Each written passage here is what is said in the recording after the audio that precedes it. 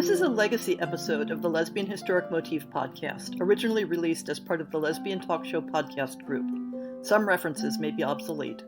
The show looks at lesbian-relevant themes in history and literature, has interviews and discussions about current historical fiction with queer female characters, including fantastic versions of the past, and presents new original historical fiction for your enjoyment.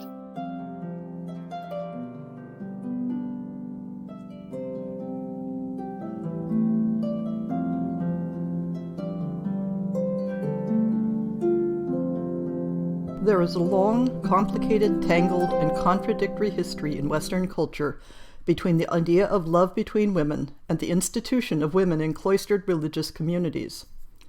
That relationship has been inspired, in part, by the dynamic of a single-sex community, populated by women who, by definition, are not in sanctioned relationships with men, and who have a certain amount of internal autonomy in arranging their lives.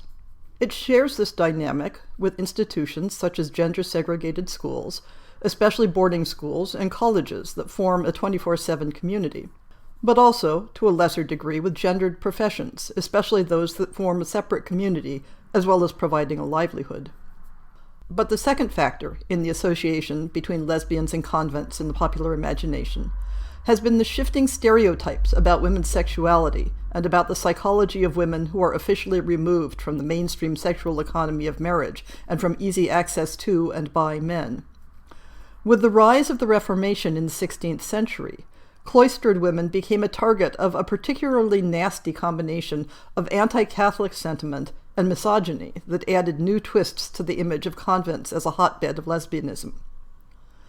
But I'd like to look at the historic evidence and motifs from a position that strives for a positive understanding of both the religious and sexual contexts. And here I'm going to take a moment to emphasize and acknowledge that people in our culture can have some strong feelings and deep prejudices, both on the topic of lesbians and on the topic of organized religion, and even specifically about the Catholic Church. In doing this episode, it is in no way my intent to play into prejudices or to dismiss people's negative experiences with respect to these topics. Given the audience for this podcast, it's fairly easy to say, we all know that many people in the past viewed lesbians negatively and portrayed them as being deviant or sinful, but we're going to acknowledge that as the context for our historic records and move on to find a positive history for same-sex love in spite of it. I can't assume the same uniformity of attitude from my listeners to both the reality and the fiction of the history of the Catholic Church and its institutions. I have close friends who are Catholic. I have close friends who have had very traumatic experiences with organized religion, and in some cases with Catholic institutions specifically. And as an atheist, I have a somewhat privileged position of standing outside both those dynamics. So to everyone listening, please believe that my intent here is to treat all my listeners' experiences and beliefs as valid and worthy of respect. And if I fail, especially if I fail through my approach of treating the subject of religion dispassionately and clinically, I am happy to have those failures pointed out to me so that I can try to do better in the future. In considering how the intersection of lesbianism and convents have been treated in literature across the ages, it's important to separate out the experiences of individual people and the meaning given to those experiences by the society around them. Just as today we view desire between women as just one type of expression among the whole spectrum of normal experiences, regardless of how it was framed by past societies. Similarly, we need to recognize that the structures and ideals of Catholic religious institutions both shaped and were shaped by the times in which they existed, and that depictions of them in historic sources are not value neutral, both for good and ill. From the very beginning, Christianity has encouraged an ideal of transferring the emotional bonds typically associated with romantic and sexual relationships to a relationship with God. There has also always been an ideal of asceticism and of the deliberate refusal of sensual pleasures as a way of elevating the mind and spirit. And, not to put too fine a point on it, Christianity has always had a bit of a hang-up about sex in general. These themes have manifested in different ways at different times. But as an overall guiding principle, it has meant that Christian ideals have tended to treat sexual pleasure as something that distracts from religious devotion and is to be constrained to specific acceptable circumstances and modes if it is to avoid condemnation. This hasn't always meant celibacy. Even the requirement for Catholic priests to be celibate wasn't strictly required until reforms of the 12th century, although it had been maintained as an ideal from the beginning. but the nature of Christian monastic orders meant a de facto expectation of celibacy, and the use of gender-segregated communities, even in orders that were open to both men and women, was intended to make it easier to live up to this ideal.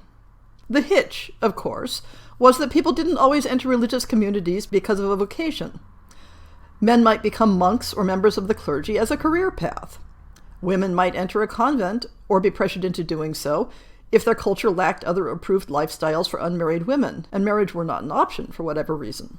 This wasn't the case in all Catholic cultures of all eras, but in those where it was, young women with no religious vocation at all might find themselves warehoused in convents. Furthermore, even those that did have a positive religious vocation were not exempt from the attractions of interpersonal emotional bonds with specific individuals. This was something that convents acknowledged and tried to manage with rules addressing behavior, the appearance of favoritism, and access to privacy. The concern was not always for the possibility of erotic relationships, but also for the challenges to community cohesion and the potential disruption of management hierarchies that romantic pairings could represent. And then there is the issue of sex drive.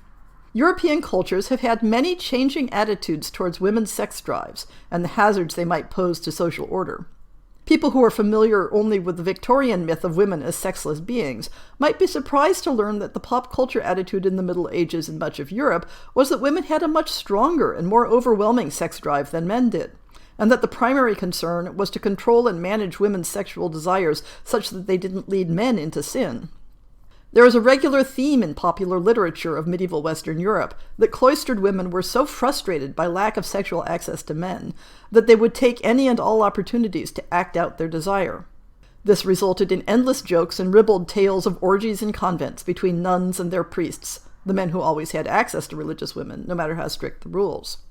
The mirror image of this motif was that women who didn't have easy access to men for sexual encounters would be so driven by their desires that they would have sexual relations with each other to make do. The medieval imagination tended to have a hard time imagining women having erotic desires for women as a first preference. One of the large set of problems that inspired the Reformation and the establishment of various Protestant churches was a recognition that the strict rules of religious celibacy in various Catholic institutions set a vast number of people up to fail in the religious ideals. In general, Protestant institutions preferred to emphasize continence within marriage over the more absolute approach of the Catholic celibate ideal. But this divergence of practice around the question of celibacy also led to many Protestant movements focusing on celibate institutions within the Catholic Church as being both iconic of Catholicism and inherently problematic. One focus of this animus was on the idea of convents as creating an unnatural woman-only culture that inherently led to sexual deviance between the women involved, and especially led to predatory relationships between the women in the convent power hierarchy and young novices who were portrayed as innocent victims, not only of the convent structure, but of the Catholic Church in general. Victims to be treated as damsels in distress who might be rescued by bold, virile Protestant men. But enough of the historic background to all this. How did these themes play out in the historic and literary record? One type of data that I've discussed in previous episodes has been convent regulations that tried to manage and control the possibility of special emotional relationships between nuns. There were guidelines about avoiding the possibility of two nuns being private together, especially not having private time sharing the same bed. Signs of affection, such as using endearments or physical contact like hand-holding or kissing, might be discouraged. The concern was not only sexual, but the potential for jealousies and favoritism among the nuns, or simply for distraction from a focus on God. But the possibility that signs of affection might signal or lead to forbidden behavior were not solely a feature of religious same-sex institutions. The 16th century Venetian Casa delle Zitelle was a secular institution that trained at-risk girls in approved household and job skills.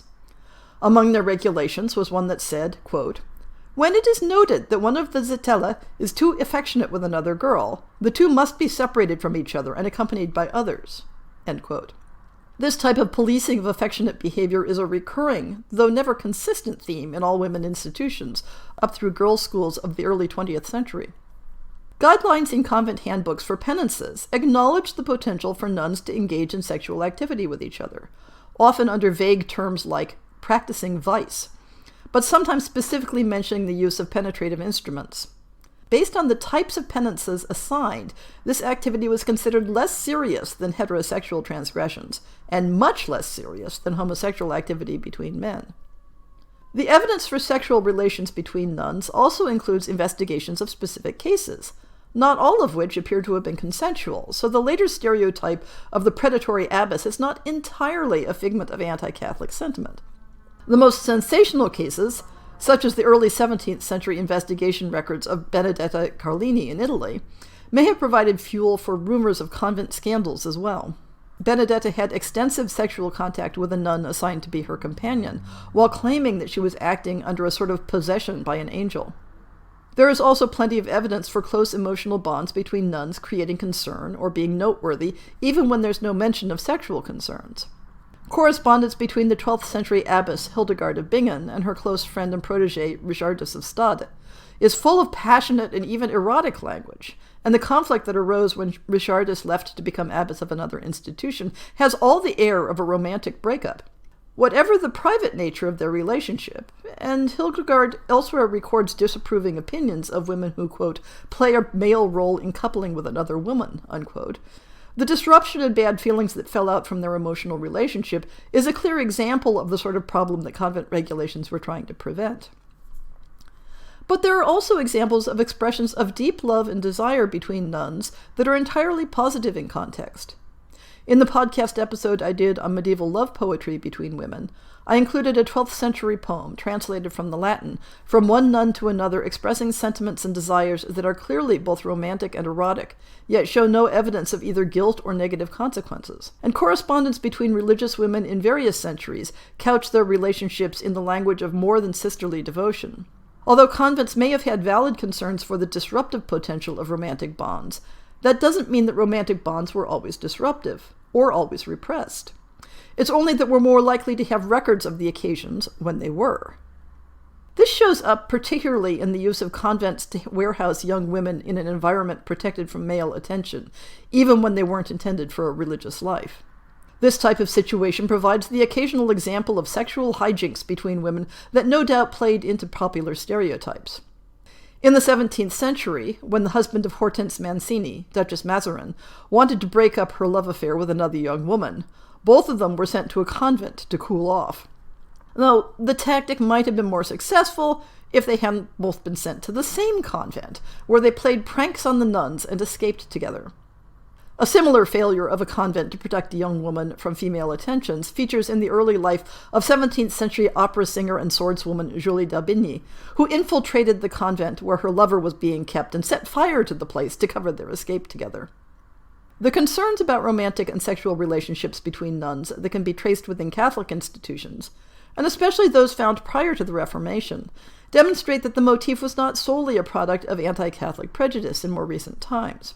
Consider, for example, the fictionalized story used by Erasmus, a Dutch Renaissance theologian and Catholic priest, where a girl who expresses a religious vocation is warned not to enter a convent with the illusion that, quote, there are more there who copy Sappho's behavior than share her talent, end quote.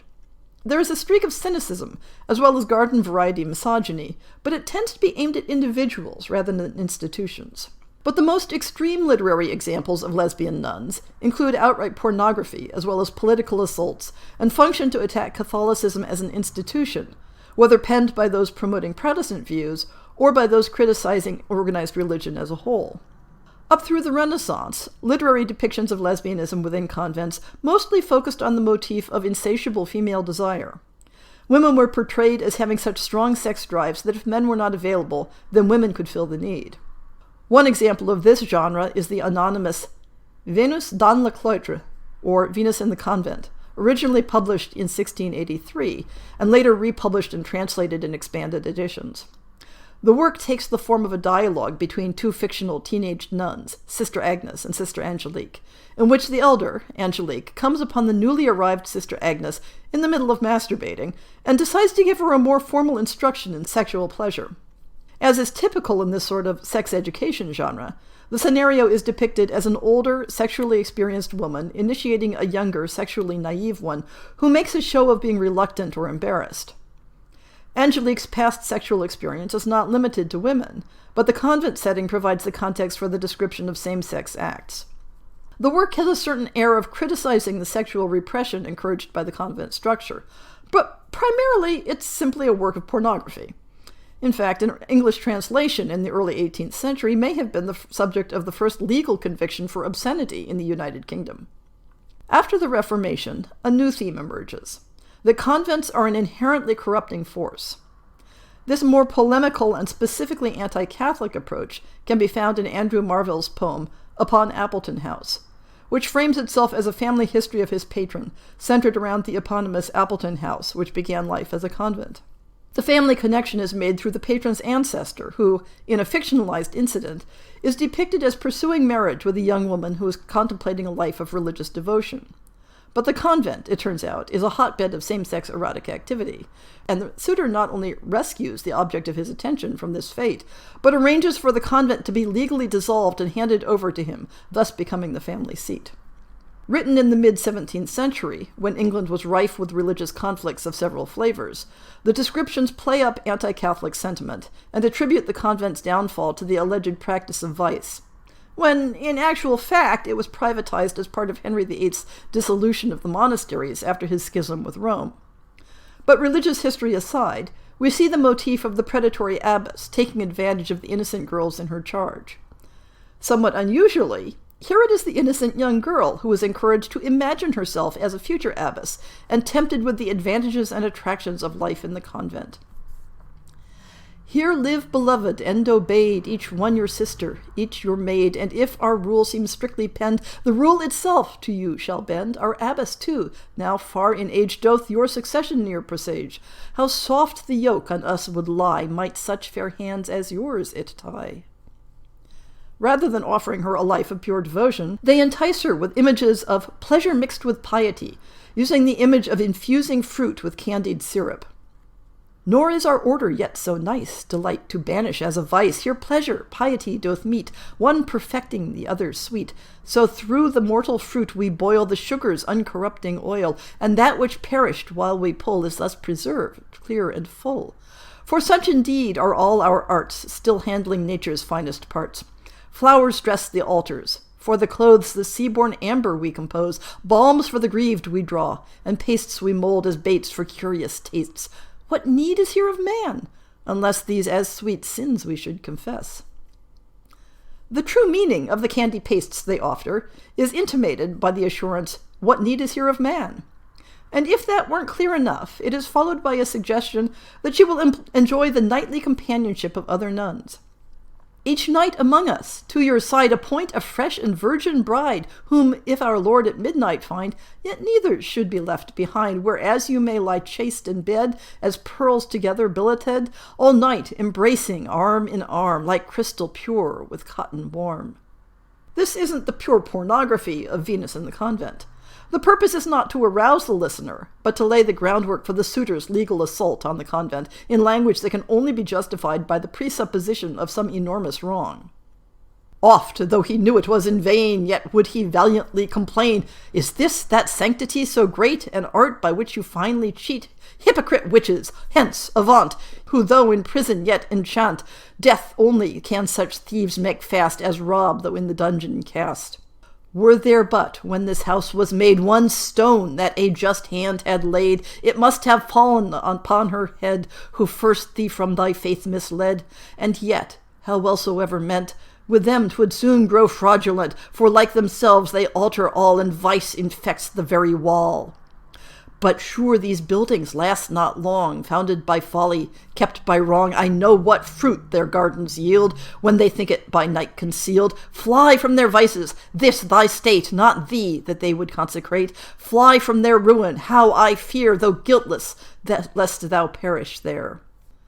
This text may seem rather tame by erotic standards, but it demonstrates how the two themes of anti-Catholicism and same-sex erotica became entwined in literature. A much more explicit form of that combination can be found in Denis Diderot's novel La Religieuse, or The Nun, published in 1760. Again, we have the motif of the experienced, predatory older authority figure taking advantage of a rather improbably naive religious novice. Susan, the object of the predatory Mother Superior's attention, goes beyond all believability in maintaining her ignorance of the sexual nature of those attentions. At the same time, her seducer seems bent on inducing some recognition or response from Susan, not merely taking advantage of her position for her own gratification. When Susan is accused of having a suspicious intimacy with another nun and of enjoying improper desires, she protests that she doesn't even understand what they could be talking about. It is after that incident, which primes the reader for the topic, that she comes under the authority of the predatory Mother Superior, who immediately fastens on Susan as her new favorite, giving her compliments and caresses and undressing her. Susan's protestations of innocence and ignorance are somewhat undermined by the way she uses her influence over the Mother Superior to win concessions and favors for others, by offering and allowing her kisses and caresses. There are 2 scenes where a shared erotic encounter involving kissing bosoms and squeezing all over the body results in orgasmic swooning of both parties, which Susan still fails to recognize as sexual in nature. It isn't until the Mother Superior is pressuring Susan to admit her own erotic awareness that Susan finally recognizes their encounter together in bed as something that falls in the category of sin. There follows much angst and finally self-realization, at which point Susan flees the convent and immediately comes to a bad end. Here's an excerpt that gives a sense of the depiction. Mother Superior shed tears and then said, "Ah, Sister Suzanne, you don't love me." "I don't love you, dear mother?" "No." "Tell me what I must do to prove it to you." "That you will have to guess." "I am trying, but I cannot think of anything." By now she had raised her collar and put one of my hands on her bosom. She fell silent, and so did I. She seemed to be experiencing the most exquisite pleasure. She invited me to kiss her forehead, cheeks, eyes, and mouth, and I obeyed. I don't think there was any harm in that, but her pleasure increased, and as I was only too glad to add to her happiness in any innocent way, I kissed her again on forehead, cheeks, eyes, and lips. The hand she had rested on my knee wandered all over my clothing, from my feet to my girdle, pressing here and there, and she gasped as she urged me in a strange, low voice to redouble my caresses, which I did. Eventually, a moment came, whether of pleasure or of pain I cannot say, when she went as pale as death, closed her eyes, and her whole body tautened violently. Her lips were first pressed together and moistened with a sort of foam. Then they parted, and she seemed to expire with a deep sigh. I jumped up, thinking she had fainted, and was about to go and call for help.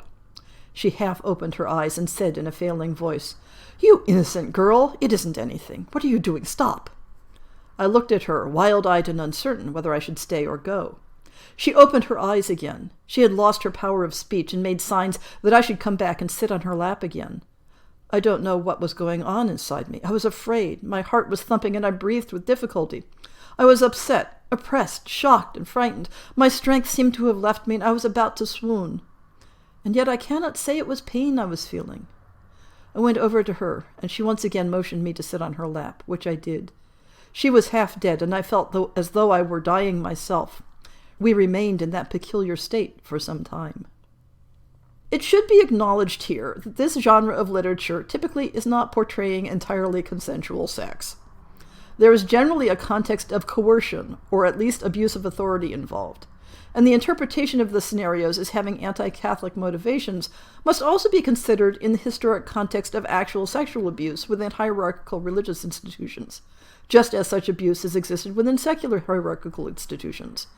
In the same way, within a more general context, the fact that accusations of lesbian activity have historically been thrown at women who held positions of power, especially those, such as women within the convent hierarchy, who had some independence from male authorities. It did not mean that all accusations of lesbian activity within convents was motivated by animus. Here I'm focusing not on the truth or falsehood of the motifs, but on why they became part of popular literary culture.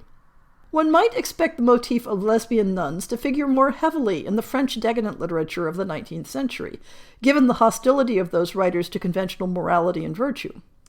But I haven't run across any obvious examples to share. The single-sex environment of convent schools was occasionally employed as a shorthand for implying lesbian desires. In the novel Mademoiselle Giraud, My Wife, Adolphe Belot attributes his character's fatal lesbian obsession to a relationship begun in a convent school. Although it doesn't fit within the historic theme, I think no discussion of the complex history of lesbians and nuns would be complete without noting the 1985 book Lesbian Nuns, Breaking Silence, by Rosemary Kerb, and originally published by Naiad Press, that shared the lives and experiences of modern women dealing with the intersection of religious vocation and desire for women. It brings us around again to a recognition that the ways in which these two themes have intersected or been played off against each other across the ages has been a function of social attitudes and assumptions about the nature of women's lives in religious orders, and contrasting attitudes and assumptions about the nature of same-sex desire. As those attitudes have shifted across the ages, women's desire for each other within the convent has been seen as a binding force, as a disruptive distraction, as a sign of human frailty, as an emotional relief valve, as an inevitable consequence of repression, as a subject of voyeuristic speculation, and as a weapon of political accusation. Each interpretation reflected the anxieties and preoccupations of its own era, with consequences for the actual women who found themselves targeted at that intersection.